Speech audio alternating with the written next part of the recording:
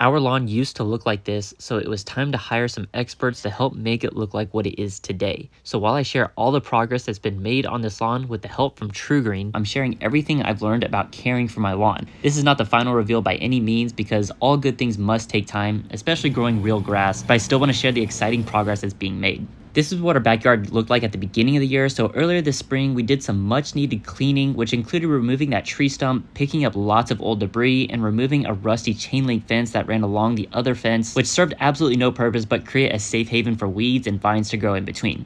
And thankfully our neighbors had put in an additional fence that's still in great shape, so we won't have to replace the chain link we're removing. Which leads me to the next item that was on our to-do list. Our trees are all older and not necessarily in the best shape, so it's good to keep the lower hanging branches trimmed up. Not so much to reduce the amount of fallen branches and leaves, which is good too, but trimming back trees increases sunlight in which grass thrives on, while also reducing mildew developing on otherwise shady and damp areas in the grass. And it also reduces the competition for water and nutrients that the trees would require with extra branches. And trimmed up trees also look better too.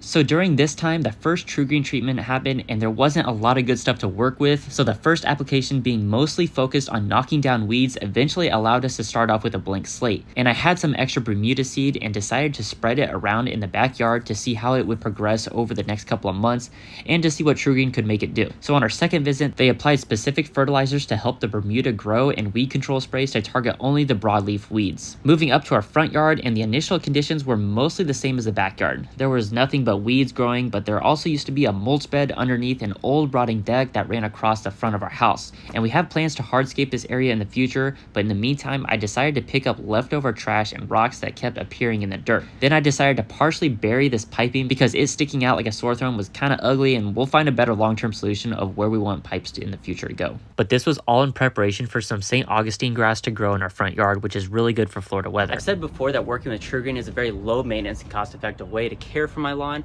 but there's still two primary items that I am in charge of. The first is watering and the second is mowing my lawn. So let's first talk about the instructions that I was given to water these areas. The first month or so is the most crucial for grass plugs, so I watered the front yard early in the mornings, about 1 inch per day, and this gives soil time to soak up the water, but it's also important to allow the afternoon sun to dry out the soil to prevent mildew growth. For seeding in the backyard, the watering routine is a little bit different. The goal is to keep the soil moist, so I water 3 times a day for about 5 minutes. And I had the most unfortunate timing when we got started back in this spring because Florida had basically been in a drought for the longest time, but thankfully when June rolled around, we started getting daily showers and I didn't have to rely on the irrigation for our home as much. So a couple months had passed and the St. Augustine plugs in the front yard were progressing really well. But in the backyard, about 2/3 of the Bermuda seed took and started growing on the ground here, but there's one part underneath this tree where it still looks completely bare. So I asked my TruGreen specialist why that was the case, and he believes it's most likely due to the compacted soil and the slope caused by the tree, which causes the seeds to run off the soil.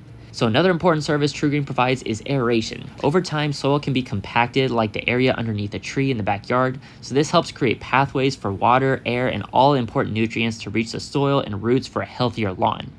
So now the grass has grown to the point where it's finally time to mow it. But first, Tropical Storm Debby passed through recently and knocked down many tree branches, so you need to pick many of these items up and rake away many of the dead leaves and smaller twigs that get stuck on the ground. But when I mow the Bermuda in my backyard, I want to keep it pretty low to promote lateral growth and form a dense turf that also helps crowd out weeds. But I use different settings on my mower for different areas of my lawn. So when I mow the St. Augustine in my front yard, I set it to the highest setting because mowing it taller can support deeper root systems, making it drought resistant, and it can shade out and suppress the weed growth in the front yard. And the next thing to do other than cleaning out storm debris is to simply wait for the grass to continue to spread and grow, and wait for the next TruGreen treatment so the experts can reassess and continue to provide whatever nutrients our lawn needs, which allows us to continue to primarily focus on making renovations on the interior of our house. So thank you for staying up to date on all this and all of our home renovations, and I hope you look forward to seeing how this lawn will continue to progress in the future, and eventually we'll get to the point where we're ready to install something special to these outdoor areas. But in the meantime, thank you so much for watching.